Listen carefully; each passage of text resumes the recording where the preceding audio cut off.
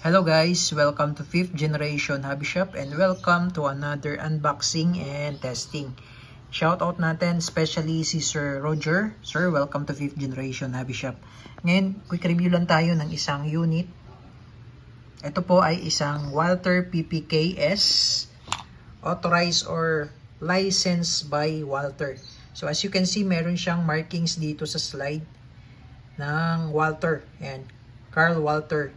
Okay, so ito po ay authorized by Walther na kopyahin na gumawa si Umarex ng isang airgun pistol na katulad na parehong-pareho sa totoong Walther PPK.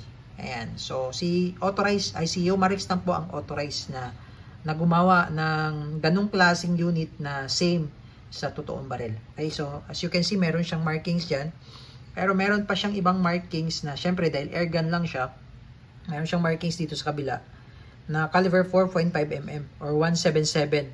So, ang gamit niya po ay 4.5mm S or steel ball. So, ang bala po nito ay bolitas. Yan, ito po ang kanyang bala. 4.5mm po in diameter. Yan, meron tayong magnet dito. Pakita ko lang sa inyo na talagang bolitas po yan. Yan. Ito po ay silver coated. Meron din po tayong copper coated na steel ball. Yan. Okay. So, yan po yung kanyang bala. Ang hangin naman niya ay CO2. Ito po yung couplet or yung CO2 cartridge 12G. Yan. Ito po ay Pop Dino brand. Okay. Ang gamit lang po niya ay CO2 cartridge. Pwede po tayong gumamit ng ibang brand. Basta 12G. Okay. Basta 12G. Okay. So, mamaya po, i-demonstrate natin kung saan po yan ilalagay. Paano po ang paglo-load niyan? Paano paglalagay ng bala? Okay, sa ngayon tingnan muna natin yung itsura ng Walther PPK. So ito po ay compact pistol lamang. Yan. So maliit lang siya yan, oh. Kasing laki lang po ng kamay ko yan. Sa compact pistol, naka-fix yung sight niya, front and rear. It's a full metal. Yan, ito po yung kanyang serial number. It's a full metal pistol. As you can see, yung slide niya metal, pati yung down to the frame, it's metal. Ito lang yung plastic niyan, yung cover, grip cover. And then meron din siyang markings dyan ng Walther. Yan. So sa usual, sa original na Walther PPK, ito yung manual safety. Ito po. Pero sa airgun, ito po, design lang yan. Ang safety po nito ay nandito sa kabila. Ito po. Yan. So yan po yung safe. Sa ngayon po, naka-safe siya. Tapos, ayan naman po yung fire mode. So, makikita nyo po, ito po, yung selector niya ay nakatutok sa F. That's fire mode. Tapos, makikita kayong red. That's fire mode. Yan naman po yung safe mode. Okay? So, andito sa kabila yung safety niya. Ayan. Okay? Tapos, ito naman po, yung cover niya. Aalisin nyo lang yan. Yan. Tapos may kasama siyang Allen wrench or Allen tool. Yan. Para po dito yan sa mamaya pag hihigpitan natin yung pinaka Allen niya. Okay? So mamaya po i-demonstrate natin yan. Okay? So yan. Makikita nyo po. Metal po yan. Metal po yung baba niyan. Yan. Metal po yan lahat pati slide. So compact lang siya, no? Maliit lang siya. Tapos nandito naman yung mag release. Ito yung mag release. Ibabalik lang natin yung cover.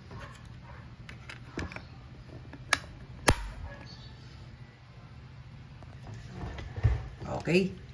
So, ito po yung kanyang mag-release. Ayan. Push nyo lang yan. Ito yung magazine niya. Stick type na magazine na ilan ang laman nito. Hindi ako sure. Check lang natin. So, ito po ay magazine yan. Mid-cap na 15 rounder. So, sa liit na ito, ang laman niya ay 15. 1.5. Okay? 15 plus 1. So, meron tayong load sa chamber. So, that's 15 plus 1. Yan. So, ito yung kanyang magazine. Pag-load ng bala sa magazine, ganito lang po. Ayan. Ito yung harapan. Sa likuran tayo mag-load. Ayan. Ito dito po sa part na to. Hindi po dito, no? Dito po sa likod. Ayan. So, 15 po ang laman niya. Biruin nyo yun. Stick type lang siya, pero 15 ang laman. Ayan.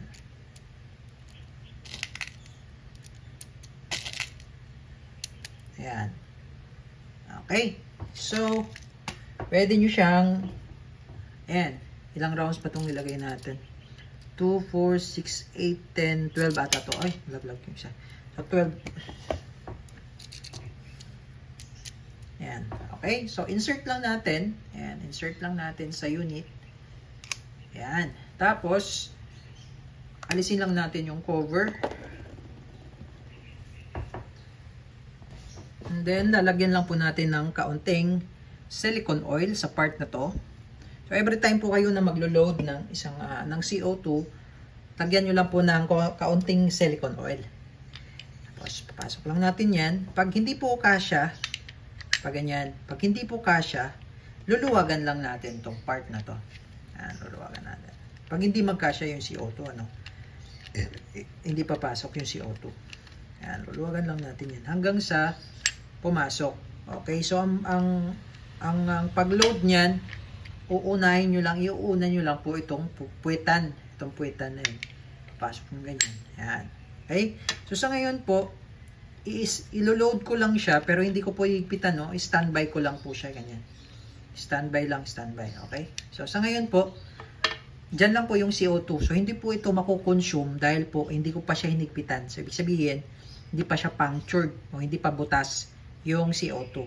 For the purpose lang na kung anbawang ayaw yung makonsume yung CO2 na naka-standby lang yung unit, just in case lang for for emergency, gusto niyo siyang gamitin pag kinakailangan lang.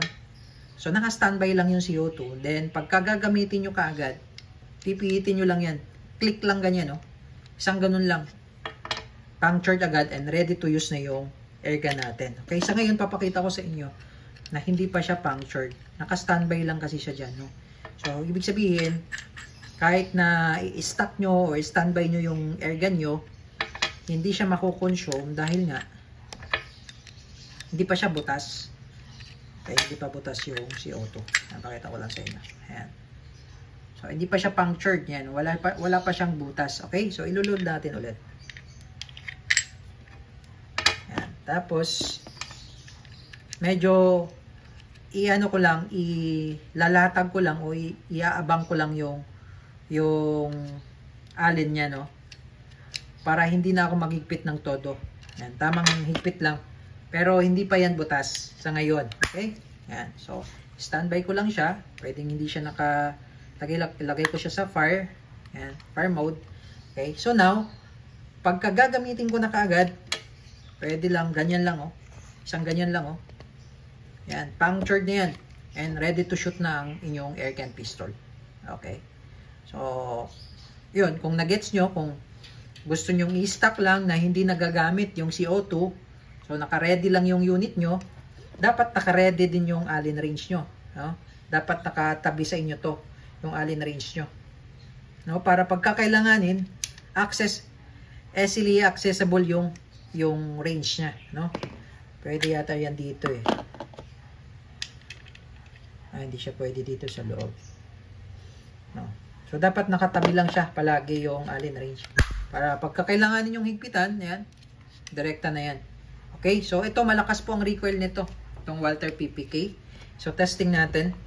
Yan, so yun lang po yung advice ko kapag gusto nyong naka-standby siya na hindi nakukonsume yung CO2. So, pwede naman pong hindi siya makukonsume. Huwag nyo lang siyang higpitan.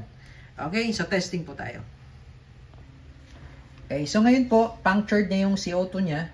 Butas na yan dahil hinigpitan na po natin. So, mas maganda gamitin na natin. Kasi in the long run, pagka pinatagal nyo siya dyan na punctured na, automatic siyang nag-evaporate. Walther PPK, it's a compact pistol.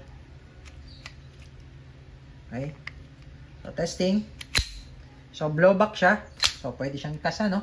Dahil blowback. Then, gumagalaw din yung slide niya.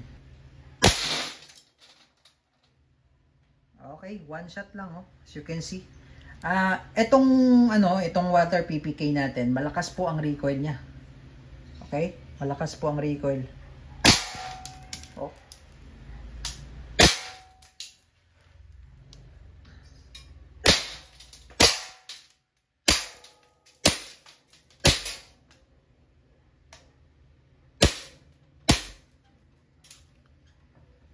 Tapos nag-open slide na siya. Ibig sabihin po niyan, wala na siyang bala. Okay? So nakikita nyo po yung bote. Talagang wasak. Okay? So yun lamang po, Sir Roger. Sir, thank you for choosing 5th generation hobby shop. Okay na po ang inyong unit. So bali, release lang natin muna pala yung magazine niya. Dahil wala na siyang bala eh. Tapos to, itulak nyo lang tapos release. Yan, tapos lagay nyo lang sa safe. Lagay nyo lang sa safe. Huwag nyo siyang kalabitin dahil may CO2 siya eh. May CO2 siya. Puputok yan. Andyan kasi yung CO2 niya sa mismong grip. Okay? So yun lamang po. Walther PPK Airgun Pistol.